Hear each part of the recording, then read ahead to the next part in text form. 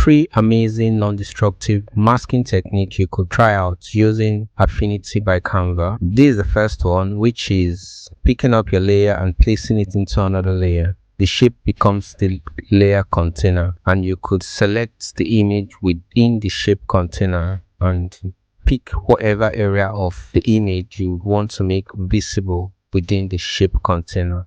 And I think this is an amazing feature by Affinity by Canva, which really allows you to have fun with masking.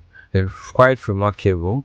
And here's another technique where within a circle, I get to place my image. With this, I'm going to be using the typical masking technique used in Photoshop. While holding Control, left click on the image of the shape layer. You could see the matching ants around the selected shape mask the image.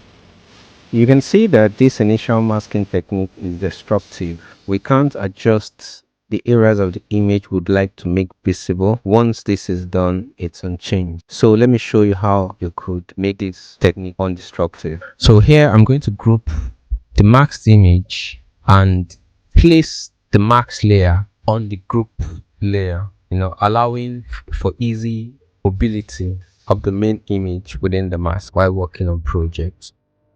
Now for the third technique, here we're going to be using the clip masking technique. So in this layer, it's easy, you place your image underneath the shape you would like to mask the image with, and once you right click, you select create clipping mask, which places the image into a container. And with this, you just need to select the shape layer, unlike the other technique where you need to select the image layer in order to make visible whatever area of the image you want to make visible within the masked shape.